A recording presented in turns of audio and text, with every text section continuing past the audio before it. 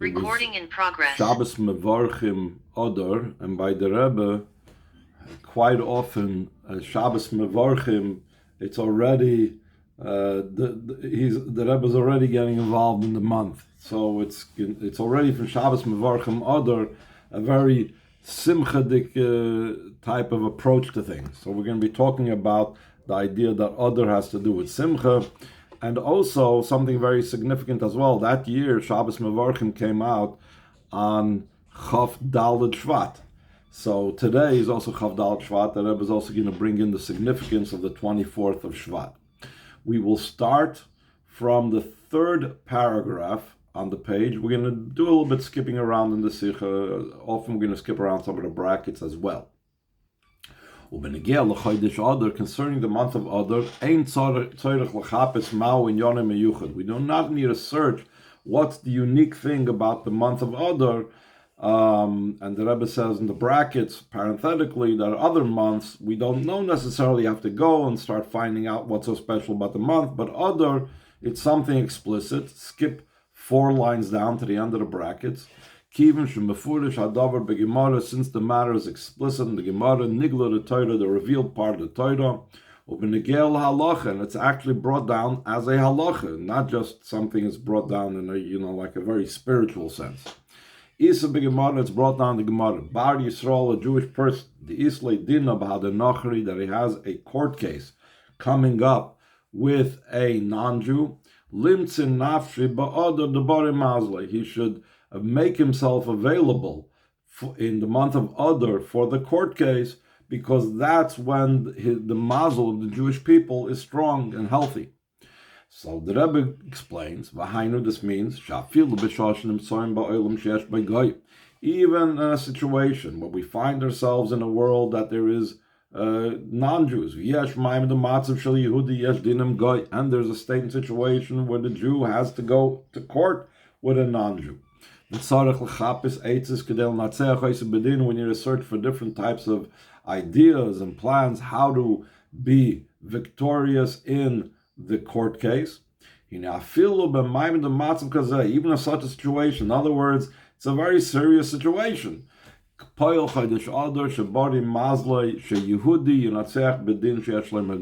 the month of Adar influences, because of the strong mazel, that a Jew should be victorious in judgment that he has with a non-Jew. The Rebbe says this idea of the taking a non-Jew to court during the month of Adar, because it's a very powerful month. It's also connected with the famous saying and statement that when Adar enters, we increase in joy, like it will be explained later on. And again, here's the Rebbe's amazing style, that even though it's when Adar enters, we increase in joy, but the Rebbe already starts with Shabbos Mevorchim. So this Shabbos is going to be Shabbos Mevorchim Adar. It's good to keep that in mind. So the Rebbe says, Gimel, and the idea behind this, and by prefacing this, the Rebbe is going to take the concept of going into judgment in a court case with a guy in a very spiritual level. There is the internal guy that every Yid has, the guy Ashebekirbacha, and we're given the power during the month of Adar to overcome our inner guy, and that helps us with overcoming the outer guy that takes us to court. So he says, since the world was given into the person's heart, how they move, and so it's understood. Any matter that there is to be found in the world, it must be that it has a root and source by the Jewish people. So therefore, the idea of having a challenge and a court case with a non-Jew is because there's our internal guy that we need to overcome and defeat. Okay, moving like it's also understood from the fact that the general creation of the world is Bereshis. As we know what Rashi brings down the beginning, it's for the sake of the Jewish people that are called Reshis. Skip the brackets to the next line. Okay, moving like it's also understood the importance of the Jewish people and humanity to the creation, from what the Gemara says, Sha'adam nivra be'erev Shabbos, Adam Rishon was created on Friday.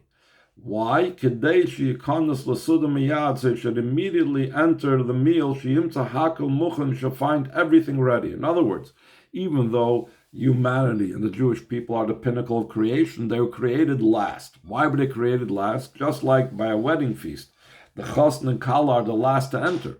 They're not the last to enter because they're the least important, but just the opposite way around. Everything needs to be prepared for the Chosn and Kala. The same thing. Adam Rishon was created last because he should find everything ready. Like the Rambam explains in his introduction to his commentary on Mishnayos, so that a wise person, a sage, should have all his needs, and he shouldn't be alone and lonely. There's around him an entire city, which might even be with all types of individuals, people that are nachachamim, people that are non-Jews, etc., etc. In other words, the entire world was created for the Jew to do Torah mitzvahs. And therefore, moving the Rebbe says in the second paragraph, from this it's understood, also concerning our situation. The reason for the fact that there is in the world a type of an idea that there is a Jewish person that has a court case with a non-Jew, it's because a Jewish person himself internally has the court case with a non-Jew. What is the internal court case that a Jew has with a non-Jew? That's the court case and the war that a Jew has with the non-Jewishness that's within him. The foreign God that is within you. He's still not in the state of a tzaddik, in a level of a tzaddik that has no yitzhahara. He's in a level of a beini that it's the measure of every person. That the Alter Rebbe explains and taken from the Gemara, that every beinani, both this one and the other one, judges him. So there's a judgment and a court case between the godly soul to the foreign God that's within you. That's why the Chazal say that a beini, this one judges and this one judges. In other words, there's a court case going on. Now the Rebbe right away says this court case is not chas v'sholem meant to harm a Jew. The intention on this is for his benefit. She is gaber olav v'inatzchi, that he should overcome the internal goy and should defeat him. Like the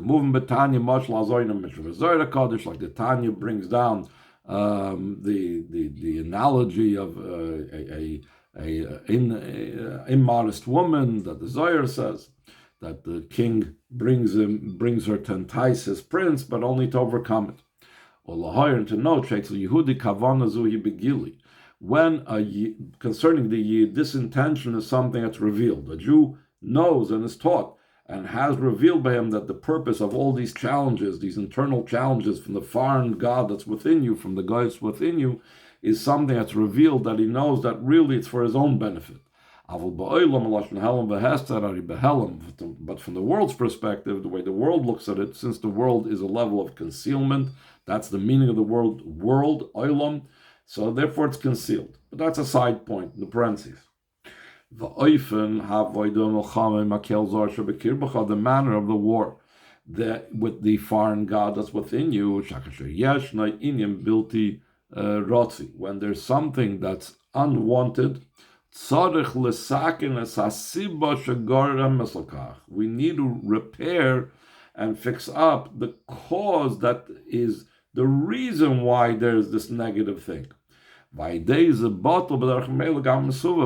that is automatically nullified the result and the outcome. So the Rebbe is going to explain exactly what it means. For example, just like when you're healing the body, it's not just enough to remove the symptoms of and the results of the illness. For example, for example, you have an illness that causes a high temperature, a fever. It's not enough just to take aspirin, Tylenol, just to minimize the fever. Because the fever is only a symptom, and it's only an outcome of the illness. And therefore, by just attacking and just dealing with the symptoms, so it's not going to help in the long term. Therefore, when it passes the amount of time that the influence has of the medications to lower the fever, in other words, a few hours after he takes an aspirin, so then it will return, and again the symptoms and the results of the illness will show up. Since it did not, he did not deal with the actual illness itself, which is the cause of these symptoms. So too in the service of a person to Hashem, when there is an action or a speech, or at the least he has untoward thoughts, this is a symptom and an outcome and a result of a spiritual illness. Skip the parentheses, in the emotions of the heart, or in the intellect that's in the head, until the root and the source of all untoward matters. Reish is goyim amolik. Amolik is the beginning of all goyim, meaning all negative things begin at its source. The root of them all is amolik. What does Amalek represent? Shuing and Agaiva. One way of looking at Amalek is arrogance.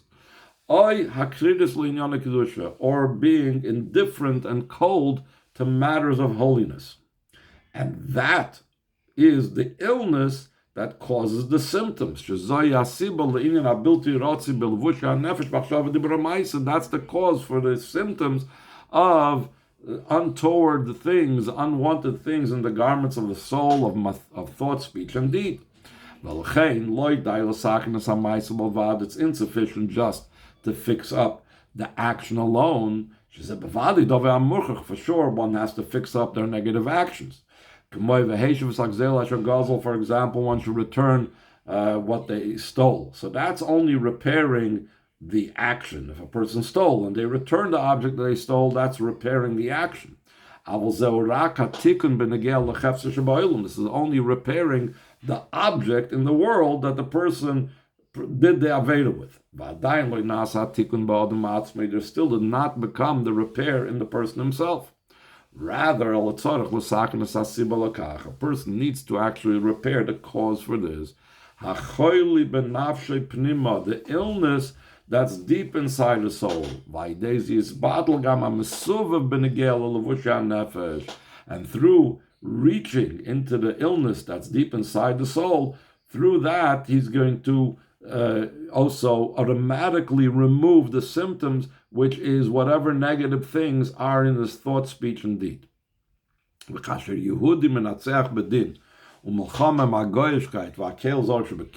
a Jew is victorious in his court case and his battle with the non-Jewishness and the foreign god that's within him, so then there's a further result, because everything in the world comes from the spiritual realms. So then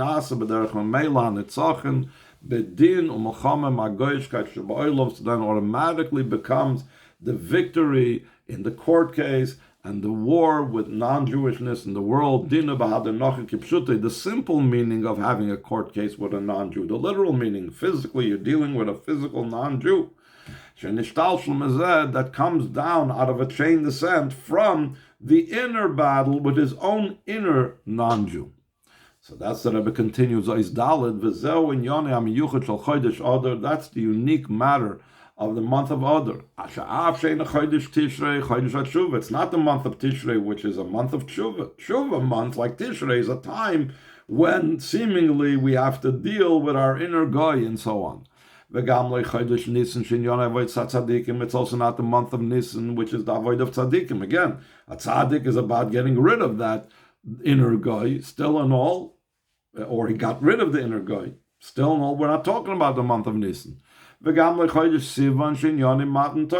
even the month of Sivan, that the month of Sivan's theme is the giving of the Torah, which again, the giving of the Torah is about this type of state of removing our inner guy. But rather, it's the month of Adar. It's a month that its mazel is strong and healthy. It's unique and ready for a specific and a unique success concerning victory over his non-Jewishness, and the foreign god that's within the person, and therefore it's a very auspicious time to be also successful to defeat the goyishkeit of the world. Moving for this is understood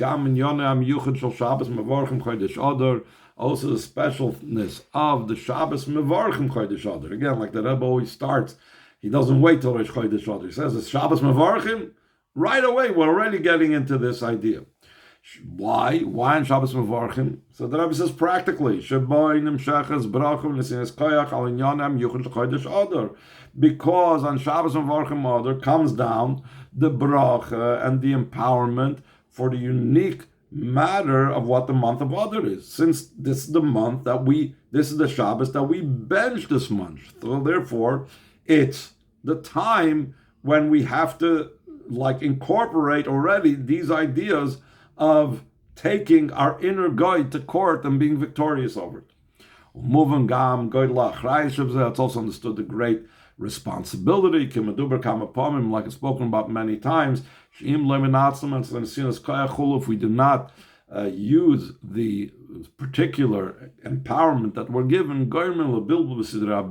we're causing a whole mishmash in the whole order of creation. When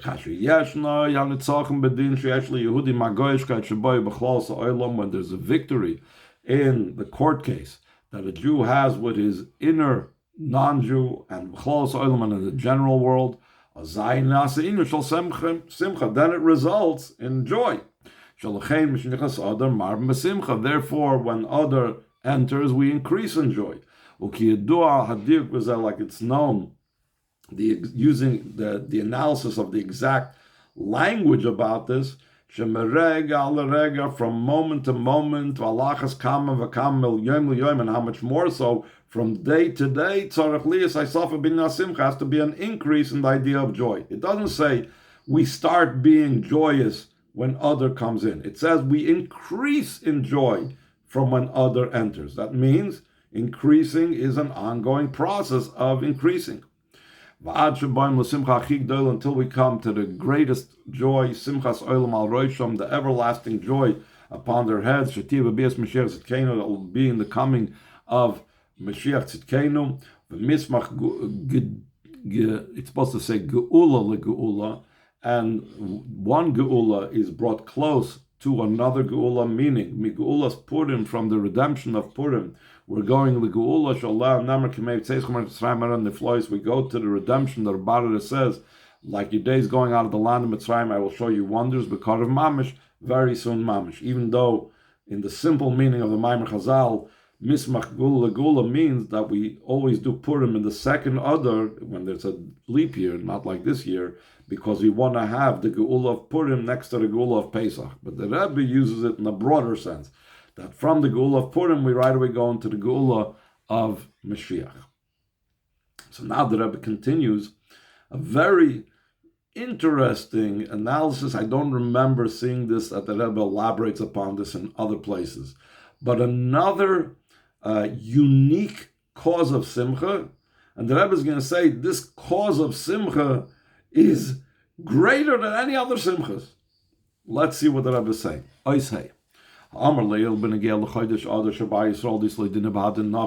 What we said before concerning the month of Adar, that a Jewish person that has a court case with a non-Jew, Limsi nafshi ba'adar l'bar mazel, he should make himself available for the court. And Adar, because its mazel is strong and healthy, kosher gam minyan hasheni shnamar ben negel chodesh Adar is also connected with the second idea that's said about the month of Adar.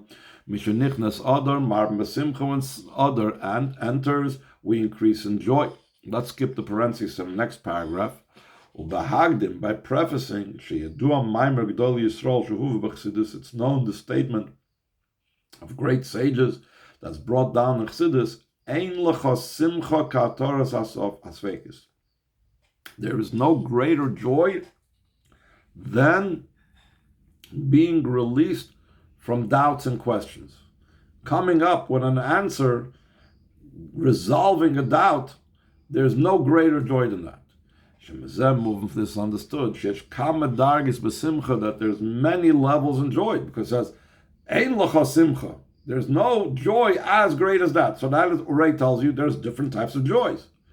And amongst the different levels of joy, avla simcha hachi gedoyloi mataras hasvekes. The Rebbe says an amazing line, that the greatest joy that can be is when all doubts go away. Behind this means at a time when there's a doubt. Mitzvah, just like what mitzvah draws another mitzvah in its way. In a similar vein, it's also the opposite. That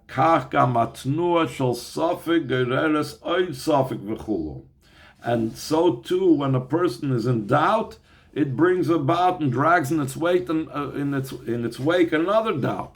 Till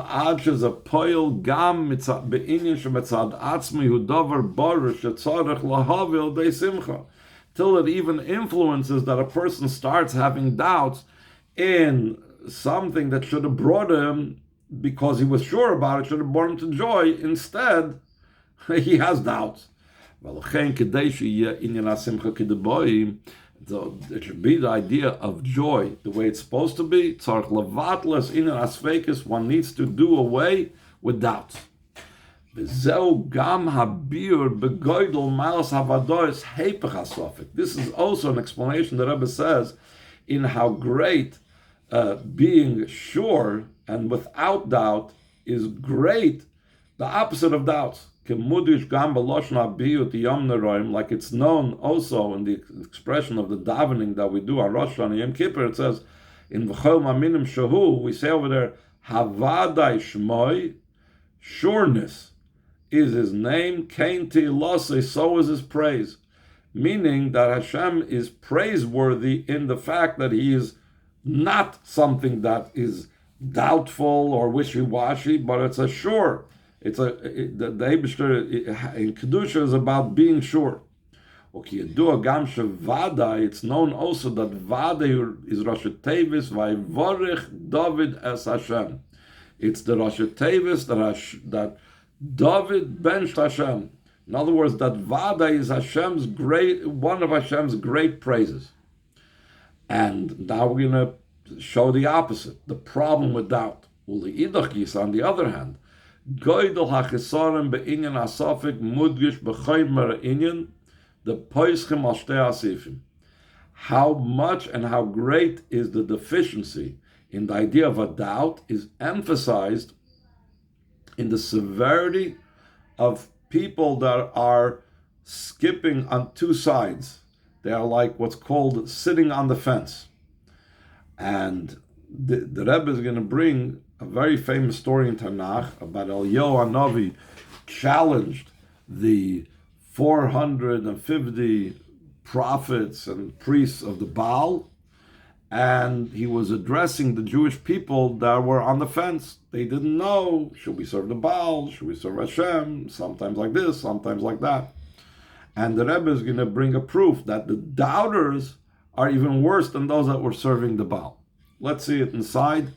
4 or 5 paragraphs on the bottom. We find Eliyahu Hanavi when he was in such a state that he says in the pasuk, "Shani nesarti navi l'Hashem levadi," I remained the only navi for Hashem. V'nevi Abal, on the other hand, the prophets of the Baal, Arba Meis v'Chamishim Ish, were 450 men. Va'afal Pikein, still in all, lo yispoil mehem. He was not affected by them. He proclaimed the truth that Hashem is who's the God. He told the Jewish people then, how long will you be sitting on the fence, going on both sides? If Hashem is God, follow him. And if the Baal is the one that's true, so follow him. The Rebbe is going to point out, in other words, it's worse to be on the fence than even following the Baal. V'nisbar Pam was once explained already, Shemesiyim Divrei Eliyahu Hanavi, from the conclusion of the words of Eliyahu Hanavi. Shaloi Amad Mosa'atem Pesach Mashtei Asifim Hashem Walkim L'chu Achrov. He didn't just say, how long are you going to be sitting on the fence? Only God is, Hashem is only God, and follow him. He didn't say that.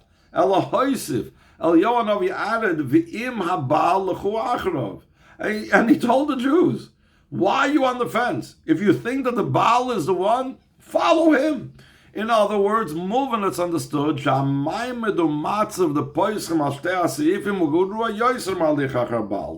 a state and situation of sitting on the fence is even worse than following the Baal. How could that be? They're following the Baal, they're doing Avodah Zarah. Someone that's sitting on the fence and doesn't know, should we follow Hashem, should we follow Avodah Zarah, should we follow idols? Seemingly, that should be better. So the Rebbe explains as follows, V'abir bazeh, and the explanation on this is, let's skip over 3 lines to where the dash is at the end of the line. So he says, Kifi sheyadeh ba'atzmai, as a person knows about himself. Shebeshah she'oiseh davar sheyadeh shu bilti rotzi. When he does something, he was giving an example from a 5-year-old that's learning Chumash. He does something that's not nice, not good. Immediately he runs to his mother or his father and breaks out in tears that he did something not good. And he looks for different ways how to fix it up. As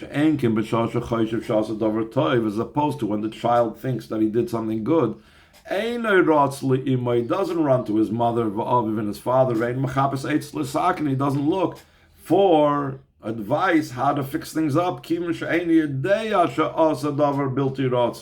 he doesn't know that he did something wrong. In a similar vein in our case, when a Yid knows that he transgressed a sin, then it's easier to influence him to do tshuva. Eventually he will do tshuva, because we know no one will ever be pushed away completely. We need to just explain to him that it's a transgression. Then he will do tshuva. As opposed to when he doesn't know that he did an Aveda. And this is the problem with all the newly invented movements in Judaism that tried to change Yiddishkeit. If a person doesn't want to practice Yiddishkeit, fine, so be it. But at least they know what Yiddishkeit is when they want to do tshuva, when they want to return to it.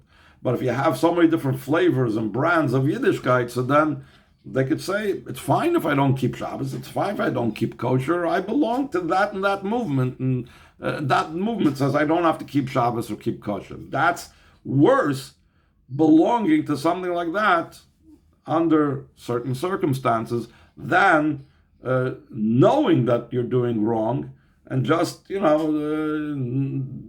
doing what's right. So the Rebbe says in the final line over here, this is the problem with someone that is sitting on the fence. Mechad Gisa, on the other hand, Hutzoyek Shema Yisrael, Hashem Elokeinu Hashem Echad, he calls out that Hashem is one. V'yedeya sheyesh lo nefesh lekis, and he knows that he's a godly soul. Shemamenu nimsheches chayus shel Yehudi. From that comes the Jewish life and vitality, comes from the godly soul. V'hi ha'ikar, and that's the primary thing. Skip the parentheses. Aval idach Gisa toin, but on the other hand, he claims sheyesh legam nefesh bahamis v'yetzahara shubetokfeh afiletz labeni. I have a nefesh bahamis, I have a yetzahara that it's strong, even by a bein and ikim avur batanya, like it's explained in Tanya. V'im kein maya avla bakach shemetzad nefesh habahamis yisnai k'may behema. What's so terrible if from the nefesh habahamis' perspective, he'll act like an animal? That the spirit of a behemoth descends below, to be drawn after physical things. It's no need for the animal soul to be connected with an idea of intellect. And the Rebbe goes on to say, this is the nature that Hashem gave the Nefesh Bahamis to be that way.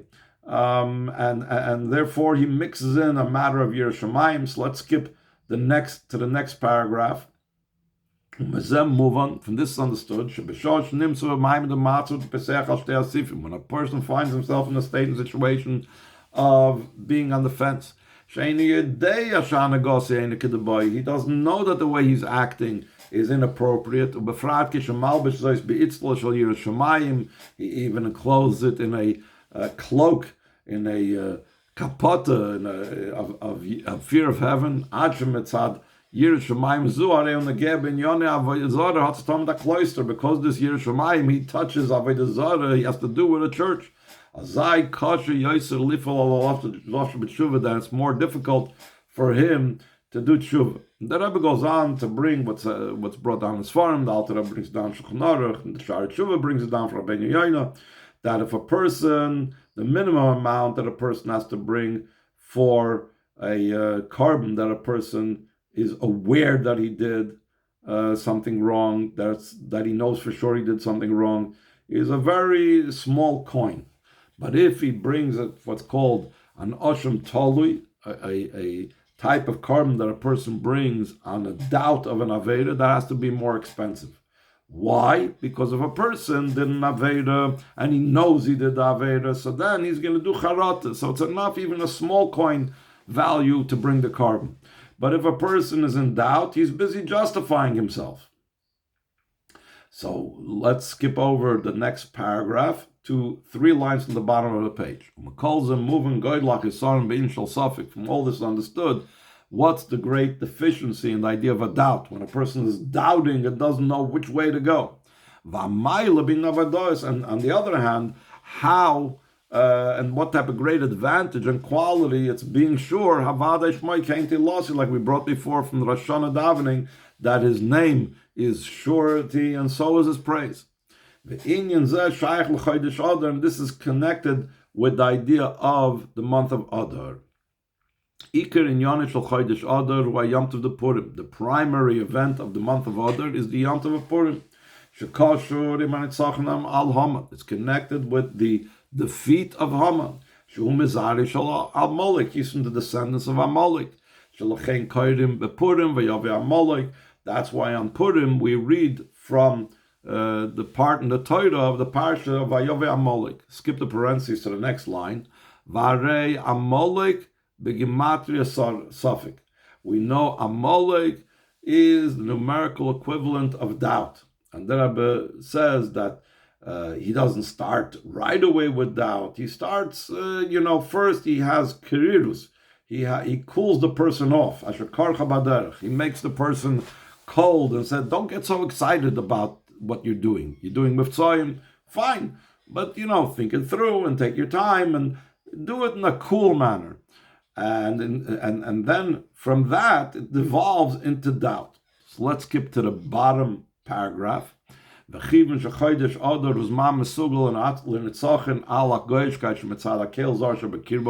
the month of Adar is an auspicious time for victory over the Goyishkeit, that's because of the foreign God that's within you. Like we said before, Shabar Yisrael, Disleidin about a Nachri, a Jewish person that has a court case with a non-Jew, Limsin Nafshi Ba'adar, the Barim Mazli, he should make himself available for this court case in the month of Adar, because the mazel is then strong and healthy. Hari moving, so it's understood, Shemisbatlin, call inyanes fakis, that in the month of Adar, when a person, taps into that power, the month of Adar, to be victorious over his inner guy, so all matters of doubts cease to be. Amalek begematria Safik, Amalek is the numerical equivalent of Safik. And like we began this part of the Sikha, Since there's no greater joy than the release from doubts, so then there's an idea of joy. Therefore, once Adar enters, we increase in joy. And then there's joy also above,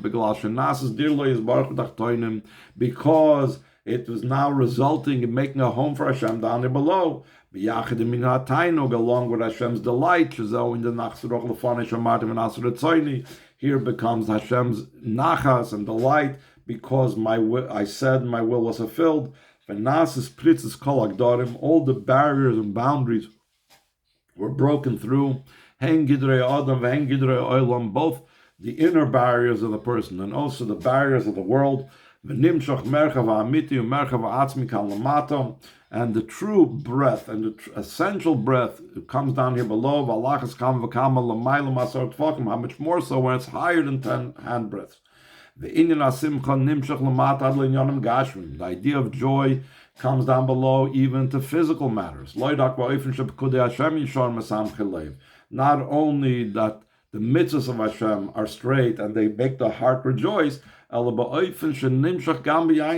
such a way it's also that comes down in physical wine. As we know that on Purim there's an obligation to have wine in a way of with no till he doesn't know the difference between Ar Haman and Baruch Mordechai. Let's skip the brackets. Till we come to the everlasting joy upon their heads. So now we're going to go to the date of today's date on the calendar, which was also then the date on the 24th of Shvat. We'll start from the second paragraph, Ois Ches. It's related in the Navi Zechariah, in the 24th day of the 11th month, because counting from Nisan, Shvat is number 11, Adar is 12, and then Nisan is 1 again. The word of Hashem was to Zechariah the Navi to say, I saw a man standing amongst the myrtles. Ein Hadassim Elot Tzadikim. Hadassim we know is referring to Tzadikim, the Chazal say, Shenemar Vahi Oymenes Hadasa. He was training and educating Hadassah. Hadassah is Esther, who was a Tzadikis. Vayomer Eila Shesholach Hashem Lisalach Ba'oretz. And he said, these are the ones that Hashem sent to go about in the earth. Vayanu Vayomer, they responded and they said, Yisalachnu Ba'oretz.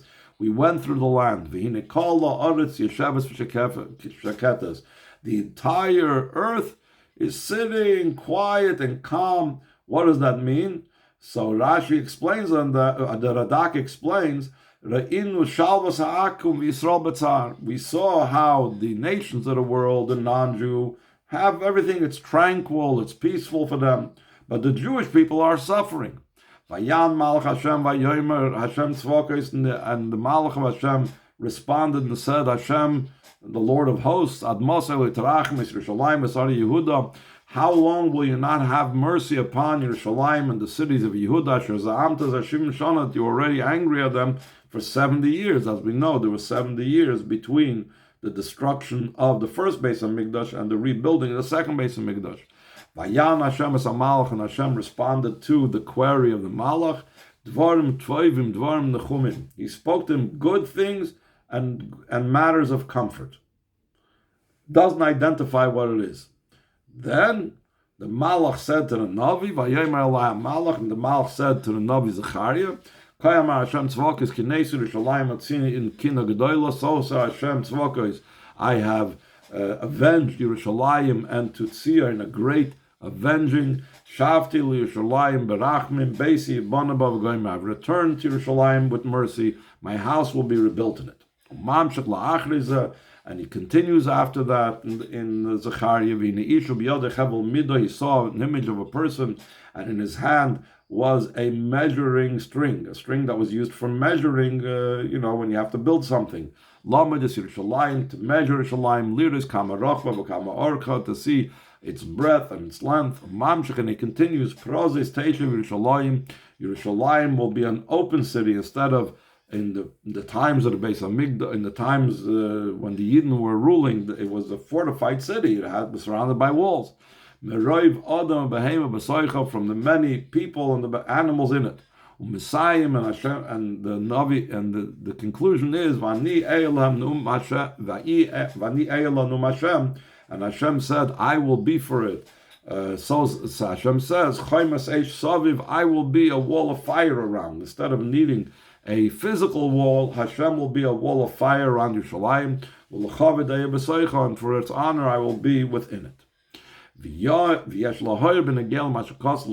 Rebbe says we can note concerning what it says prior to this. Vayan Hashem as a malach dvarim tovim dvarim nechumim.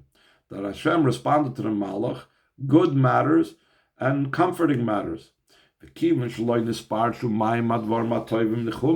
it doesn't say, when it continues in the Nevuah, it doesn't say what exactly were the good things, what exactly were the comfort words. Move on to the Rebbe says it's understood. These are so high, such high things. They cannot be expressed in speech. They cannot be verbalized. All the matters that were explained afterwards, that their quality is very high. For example, it says from much man and animals. Animals are referring to a person's possessions, physical things. That Mashiach comes, there will be in a very high state. Even the physical things will be in a spiritually elevated state. The physical things, in comparison to the more elevated things like Adam, is considered like animals, even though it is still elevated physical matters. The prozis tesh Yerushalayim, so I say prozis over here, till the idea that Yerushalayim will be an open city, shleitiyam medidav agbala klal, there won't be any measure and boundaries whatsoever. Afilu loy medidav agbala shel malach shelamaylam medidav agbala kipshuta, not even the measure and boundary of a malach that's beyond measure and boundary in the simple sense. All of this are able to be expressed. There's something even greater than that. Good matters, comforting matters, that cannot be expressed in speech. So he says in test, last line, and the lesson from this concerning our days is understood simply. We find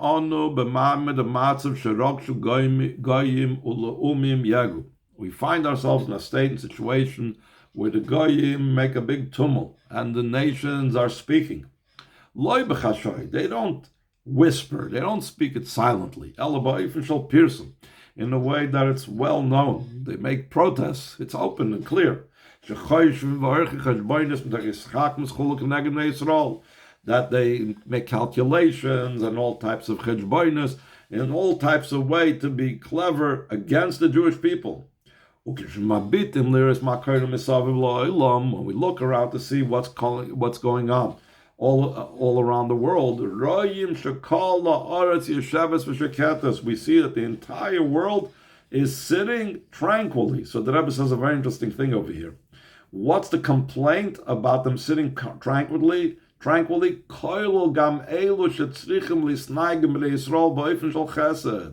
including also those that need to act with the Jewish people in the way of kindness. In other words, like this. On the one hand, there's a whole bunch of nations that are plotting against the Jewish people in an open and explicit manner. Everybody knows. And then there are nations that usually should be coming to the assistance of the Jewish people, and instead of coming to the assistance, usually they are very kind towards the Jews and everything, there's dead silence. They're sitting quietly. So seemingly, like Ma'ayin Yaveh Ezri, there's all of these plotters on this side, and the people are supposed to defend us on this side are not even coming to our defense. So it's like a terrible situation. So the Rebbe says, second paragraph, when it comes the date of the 24th of Shvat, These days, by being remembered, they are done again. Skip the brackets 3 lines down. Shakadosh Baruch Hu Omer, that Hashem says, Kinesi Yerushalayim Letzion Kina Gedola. I have avenged for Yerushalayim and Tzion a great avenging. Va'omer Dvar Tovim Dvar Nechumim, and he says good things and comforting things. Sheklalusam and Negel on Nechamis Tzion Yerushalayim. That in general, what are these good things that he's saying concerning the comfort and the consolation of Tzion Yerushalayim v'ad beisi bonaba, until he concludes with my house will be built in it. Beis Hamikdash Hashlishi, the third Beis Hamikdash ha'omed banu l'mayla, that's standing ready and built above. V'yored u'mizgala lamata, and then it descends and becomes revealed down here below. She'oz nasa shayach l'chol echad miYisrael. When it comes down here below, it's something that's connected and associated where every single Jew can relate to it. This is dependent upon our actions and service throughout the time of Golus. Through every single Yid building his own private Beis HaMikdash, his inner Beis HaMikdash. Concerning that it says, I will dwell amongst them within each and every one of them. Through revealing his essence of his soul, his yichida, when he reveals his yichida, it influences the chaya, the neshama, the ruach, and even the nefesh. So then becomes every person's internal, individual redemption, like it's explained in Tanya in the Geras HaKodesh. And when every individual Jew brings about his own personal redemption, through that comes about the general redemption through of all the Klal Yisrael, through Mashiach, the Klal Yisrael, he's the Yechida of the whole Klal Yisrael. Harambam, like the Rambam writes, that he will build the Meis HaMikdash in its place. It's a very interesting thing the Rebbe says. Why is it the Ram have to say he will build the Mikdash in its place? Let him just say Mashiach is going to come and build the Beis HaMikdash. He says different things Mashiach is going to do. He'll build the Beis HaMikdash. Why add that word when the Rambam is very exact, like the Rebbe always says? It adds the words of Mkaimai. The Rambam is trying to emphasize that it's going to be built in its exact place that it's supposed to be built in this physical world. It's not just enough that the Beis HaMikdash is standing ready, built above. The will of Hashem mamish very soon. Nizkil Lireis Kohen Tzedek will merit to see the righteous Kohen Misharos Beis HaMikdash Shlishi serving the third Beis HaMikdash. B'yach the Mashiach ben David, the Mashiach ben Yosef al Yo. The Vasragul, along with Mashiach from the house of David, Mashiach from the house of Yosef, and Al Yo Navi, the one who will tell us the news of the redemption. Kedisa b'Gemara, like it's brought down the Gemara, Shalem Nama b'Nevu Hanal, that concerning Mashiach ben David, Mashiach ben Yosef, and Al Yo, and I guess the Kohen Tzedek, it says in that nevuah of Zechariah, it says, "Vayein Hashem arba charoshim." He will show me these 4 individuals. The Bias Mashiach Tzedkenu, B'Karav Mamish, and the coming of Mashiach Tzedkenu speedily Mamish.